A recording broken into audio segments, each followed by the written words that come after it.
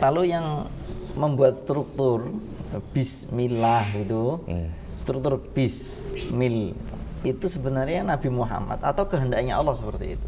Itu semuanya Allah yang menyusun semuanya daripada Bismillah. Bismillah itu masih ada khilaf itu ya. Masih ada khilaf apakah itu daripada Al-Quran atau tidak. Kita mungkin jangan ke Bismillahnya. Ya. Al-Fatihah saja. Ya, Al-Fatihah. Yang menyusun struktur Al-Fatihah itu siapa? Apakah Rasul atau Nabi? Ya, apakah Rasul atau Allah? Itu Allah. Nabi Muhammad tidak menyusun satu huruf pun.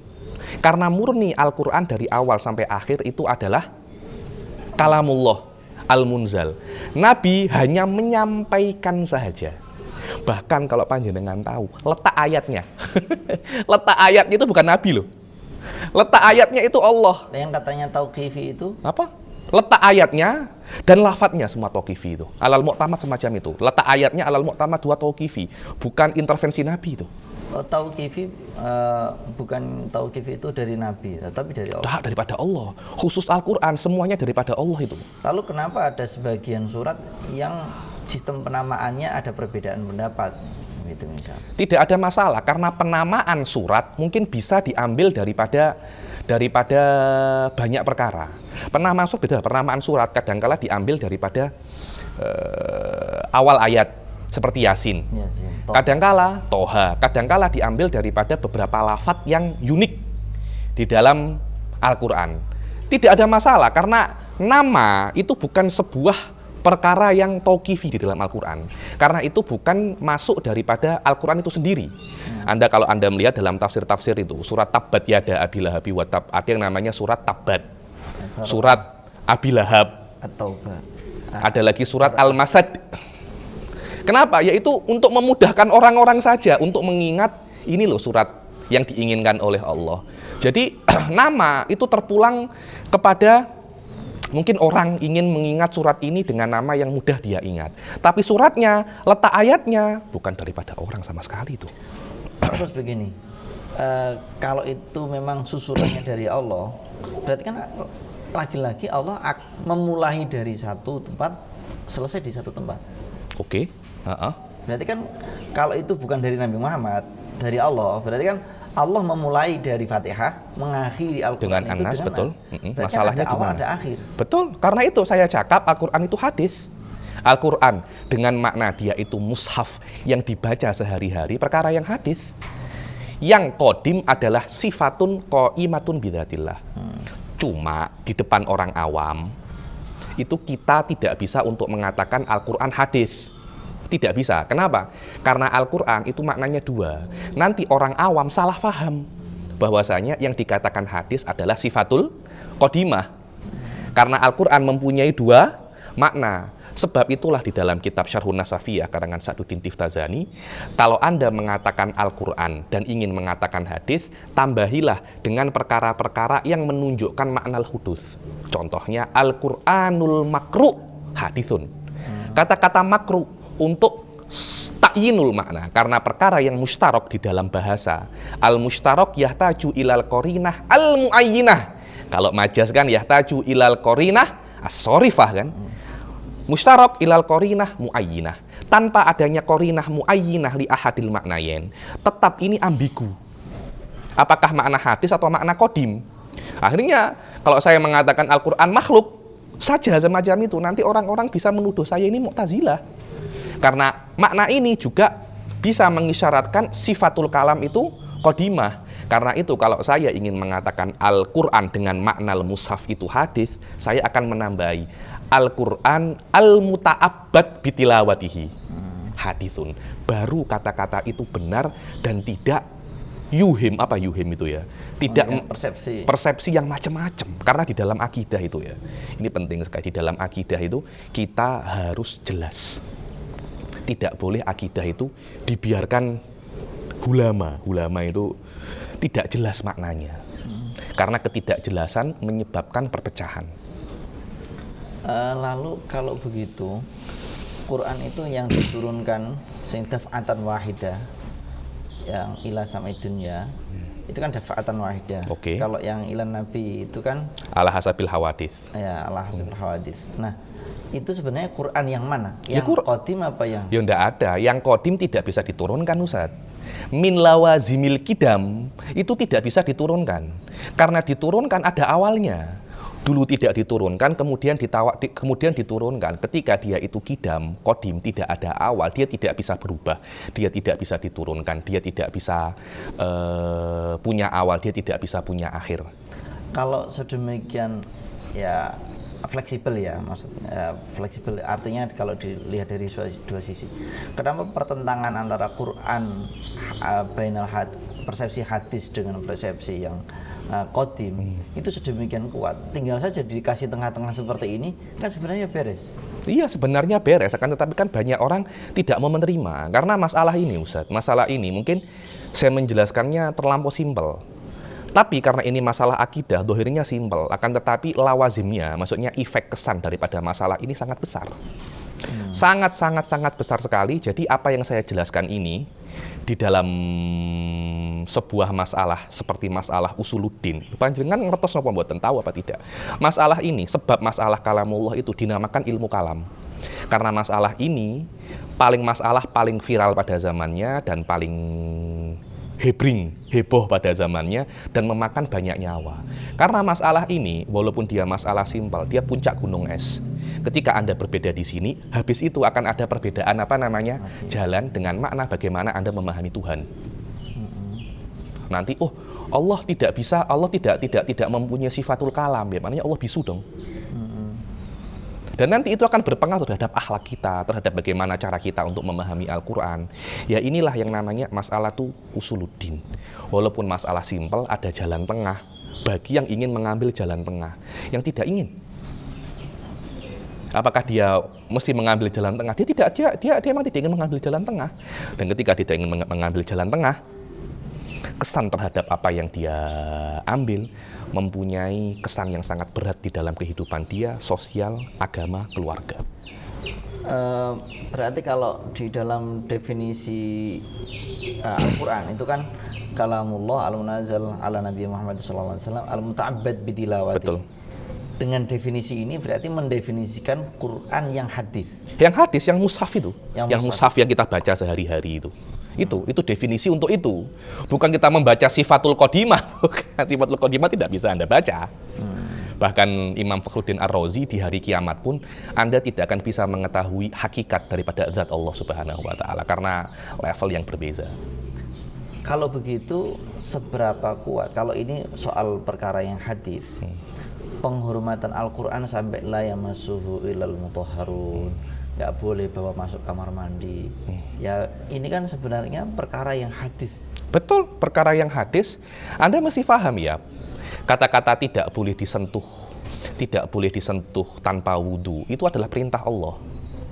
Jadi ketika ada mushaf yang hadis itu, tidak boleh Anda sentuh, itu adalah perintah Allah. Fahurmatuhu syar'iyah, dengan makna itu perintah daripada Allah yang hadis. Dulu tidak ada perintah ini, kemudian ada. Nanti Anda akan bertanya, loh kenapa kok selama dia itu hadis, kenapa kok tidak boleh disentuh, tidak boleh disentuh tanpa menggunakan wudhu? Ya berilah dia hukum-hukum perkara-perkara yang hadis yang lain, seperti kursi. Kursi kan juga hadis. Saya juga hadis. Kan menyentuh Anda tidak perlu menggunakan wudhu kan? Menyentuh kursi juga tidak perlu menggunakan wudhu.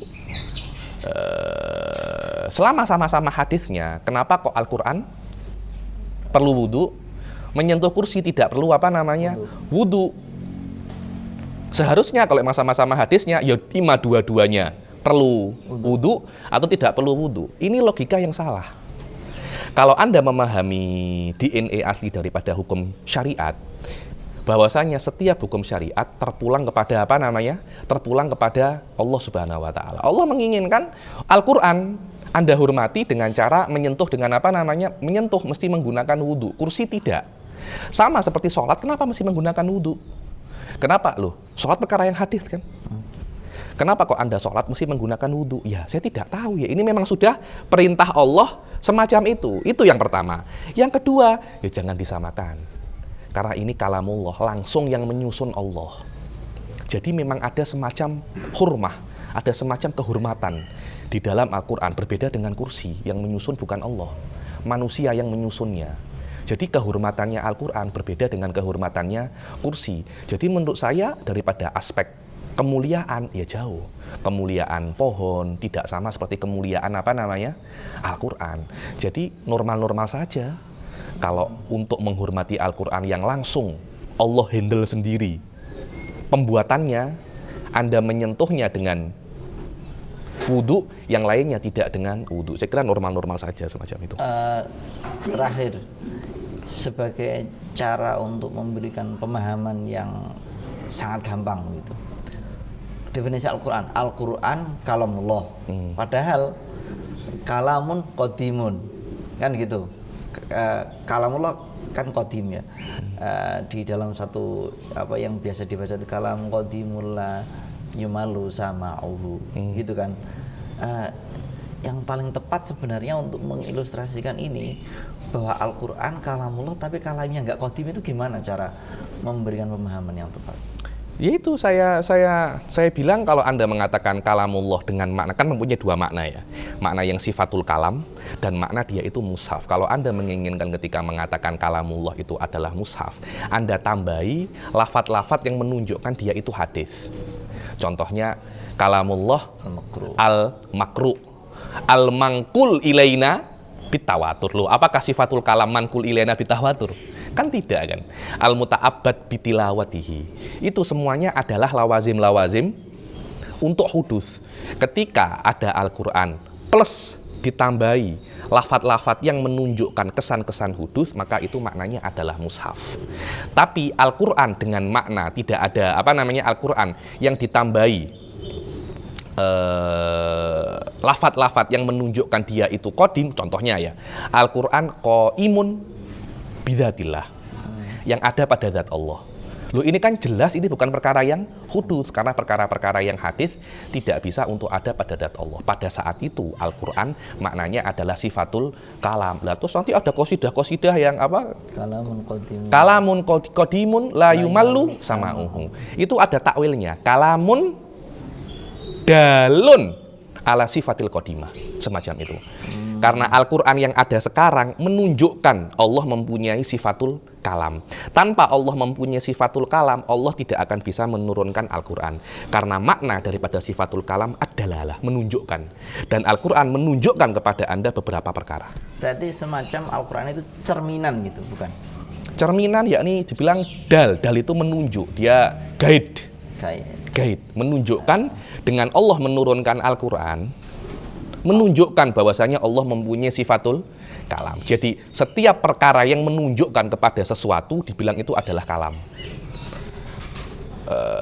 Pokok itu? Pohon itu adalah kalamullah.